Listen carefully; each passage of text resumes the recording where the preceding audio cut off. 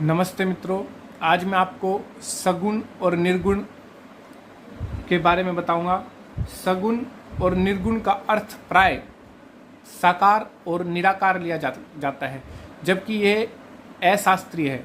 ये हमारे शास्त्रों के अनुरूप नहीं है। सगुण गुण प्रत्येक वस्तु में, प्रत्येक संसार में कोई भी पदार्थ ऐसा नहीं है जिसमें सगुण और निर्गुण दोनों गुण ना हो।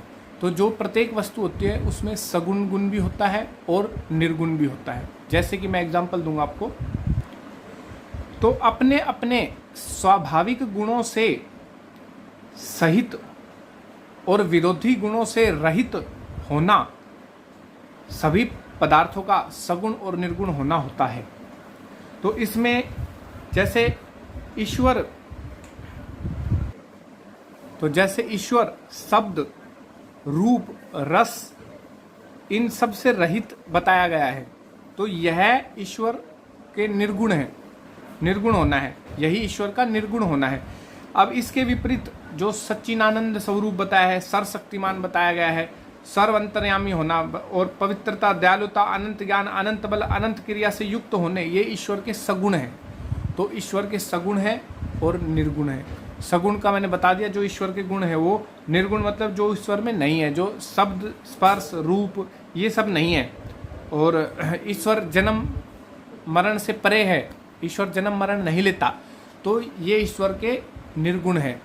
और ईश्वर के सगुण कौन से हैं? वो सर्वशक्तिमान है, वो न्यायकारी है, सर्वशक्तिमान है, सच्चिदानंद स्वरूप है, पवित्र है, दयालु है।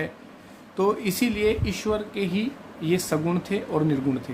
तो सगुण और निर्गुण का मतलब जो मैं आपको समझाना चाहूँगा कि भाई अपने अपने स्वाभाविक गुणों का होना वो सगुण हो गया, और विपरीत गुणों से रहित होना मतलब विपरीत गुणों का ना होना वो उसके निर्गुण हो गए, वो उसकी क्वालिटी हो गई। तो ये सब चीज़ें हैं। तो एक ही वस्तु में दोनों गुण होते हैं, हमारे शास्त्रों के हिसाब से बता रहा हूँ मैं, वेदों के हिसाब से, सत्यार्थ प्रकाश के हिसाब से। तो सगुण और निर्गुण का मतलब साकार और निराकार बिल्कुल भी ना निकाले, क्योंकि इसका मतलब साकार और निराकार निकालने के कारण कई लोग मूर्ति पूजा में उलझे रहते हैं। मैंने मूर्ति पूजा की उपासना क्यों करें 3 वीडियो निकाली है, तो आप देख सकते हैं उनको अच्छे से। तो अब कहने की बात तो ये है कि ईश्वर ने सृष्टि को बनाया है। सृष्टि एक जड़ चीज़ है, और ये चांद, तारे, सूरज ये सब जड़ चीज़ें हैं, ये परमानेंट नहीं रहने वाले, ये थोड़े टाइम के लिए है। तो जो ये जड़ चीज़ें बनाई हैं इतनी, इनकी पूजा करते हैं कई लोग ईश्वर के अनुभूति के लिए। तो उनका कहने का मतलब केवल एक मूर्ति तक सीमित रहते हैं कई लोग। तो ये सब चीज़ें वो है, हमको डायरेक्ट जब पता है परमात्मा निराकार है तो निराकार की ही पूजा करनी चाहिए। तो ये थी सगुण और निर्गुण की पूजा। तो ईश्वर के सगुण और निर्गुण बता दिए गए हैं।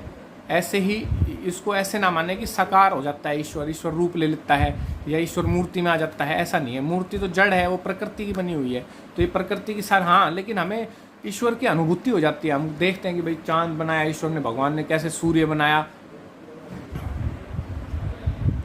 कैसे चांद बनाया है, कैसे सूर्य बनाया है, ये सब बनाया है ईश्वर ने। तो हमको इससे ईश्वर की चारों तरफ देखना चाहिए। इतनी ऐसी ऐसी विभूतियाँ हुई, जैसे स्वामी दयानंद सरस्वती हुए, श्री रामचंद्र जी हुए, श्री कृष्ण जी हुए, दयानंद सरस्वती जी हुए, ये सब सारी विभूतियाँ हैं।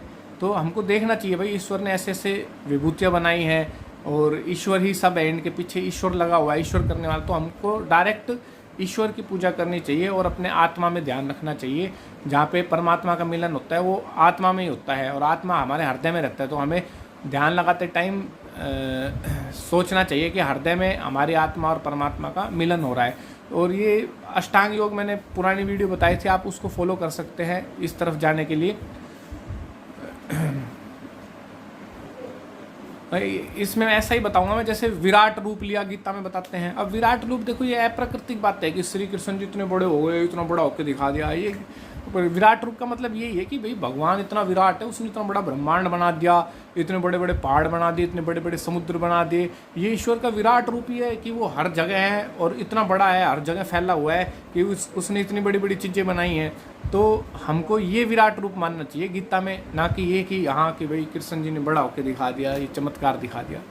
तो मेरा आप सब लोगों से विनती है कि हमारे आर्ष ग्रंथों को ही पढ़ें आप लोग, और उसमें ही आपको सच्चाई पता चलेगी और धीरे धीरे आप इन चीज़ों को फॉलो करेंगे। आज के लिए धन्यवाद। और एक बात और है जी, जैसे कि गीता में बोलते हैं कि साकार की पूजा फिर निराकार में बदल जाती है।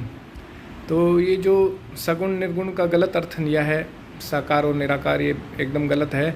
और अगर साकार की पूजा निराकार में बदल जाते तो तुम सीधा निराकार ही मान लो ना भगवान को, ईश्वर को, सॉरी। तो क्यों तुम फिर साकार की पूजा में उलझे हुए हो, जड़ पूजा में उलझे हुए हो। तो ये थी सगुण और निर्गुण पूजा। धन्यवाद।